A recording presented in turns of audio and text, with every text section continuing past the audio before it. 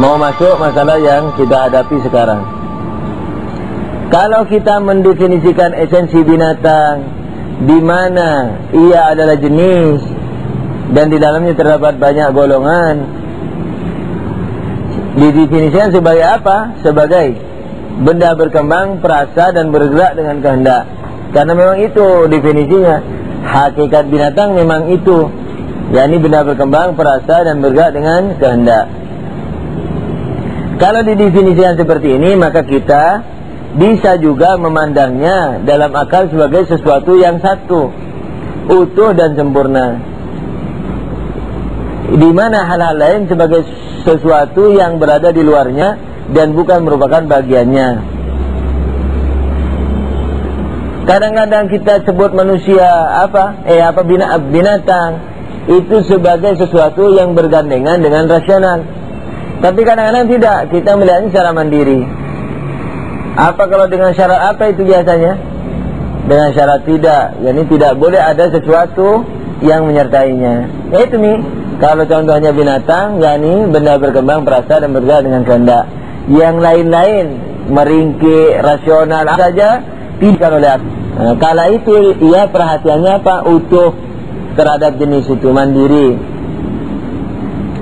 Nah, yang lain-lain di luar, misalnya apa? Manusia atau rasional dan kuda, mereka bisa dijadikan misalnya manusia atau rasional dan kuda, mereka bisa dijadikan pendamping bagi binatang kalau ia tidak dipandang sebagai suatu yang satu sepenuhnya. Misalnya kalau binatang tersebut dipandang dengan pandangan mutlak, yakni tidak bersyarat. Esensi mutlak yakni tidak adanya syarat, artinya atau tanpa syarat. Jadi binatang yang manusia atau binatang yang rasional. Jadi kalau dipandang mutlak, bisa orang menjadikan binatang rasional atau binatang manusia atau binatang yang rasional. Tapi karena di sini disyarati dengan syarat tidak, maka pendamping-pendamping tersebut menjadi sesuatu yang berada di luar esensi binatang dalam cerita kita ini.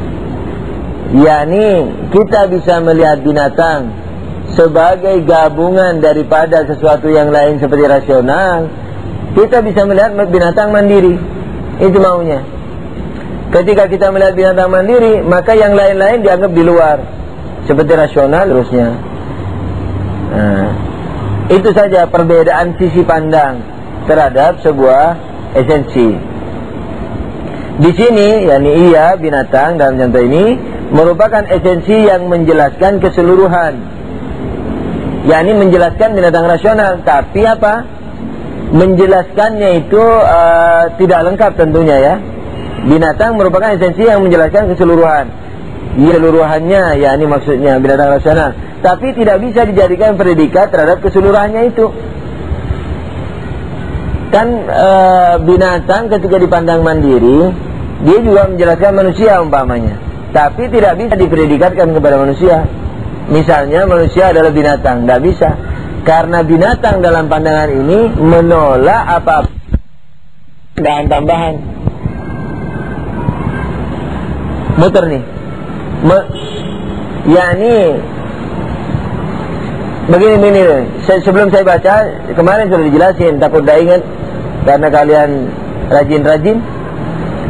Begini dah, kalau binatang itu saya pandang sebagai sesuatu yang bergandengan dengan yang lain, nah itu disebut jenis. Misalnya binatang, lalu binatang yang selalu saya kaitkan dengan yang lain, seperti apa? Rasional atau meringkuk. Tapi kadang-kadang binatang itu saya pandang sebagai sesuatu yang mandiri. Tidak aku pandang manusia, tidak aku pandang kuda, enggak nih. Pokoknya binatang saja, esensi binatang, hakikat binatang, tanpa apa-apa yang mencampurinya. yakni golongan-golongan di bawahnya tidak menodainya dalam pandangan kita. Kala itu binatang itu bisa menjelaskan keseluruhan, yakni keseluruhan dari apa yang menjadi bagian, yang binatang menjadi bagian di dalamnya. Katakanlah manusia. Tapi dalam hal ini tidak bisa dipredikatkan. Misalnya manusia adalah binatang, tidak bisa. Karena binatang yang saya inginkan tadi apa? Menolak semua tambahan. Yakni binatang yang saya inginkan itu menolak semua tambahan. Maka dari itu tidak boleh saya bilang manusia adalah binatang. Karena manusia binatang rasional. Sementara rasional sebagai tambahan saya tolak dalam pandangan pertama. Dari sisi pandang saya pertama, yaitu yang melihat esensi atau jenis ini secara mandiri dan utuh, tidak dicampuri apa. Nah, di situ tidak bisa dijadikan predikat. Tapi seandainya saya jadikan predikat, seandainya saya melihat binatang itu sebagai sesuatu yang tidak mandiri, katakanlah tidak disyarati dengan syarat tidak, tapi saya lihat dia dengan tidak bersyarat, ya ini bisa di luar, bisa di akal, terserah, bisa diembel-embeli, bisa tidak diembel-embeli. Nah, di situ saya bisa mengatakan manusia itu binatang, tidak apa-apa. Karena di luar, kan bisa di luar nih sekarang. Kalau tadi tidak boleh, dan tidak boleh ada apa-apa. Luar, dalam, meringkik, rasional, tidak boleh ditambahkan.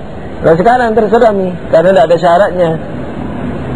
Oleh karena itu, saya bisa mengatakan bahwa binatang adalah manusia atau manusia adalah binatang. Karena predikasinya, definisinya dengan predikasi kebanyakan, misalnya yang pertemuannya di eksternal. Kalian pasti lupa itu.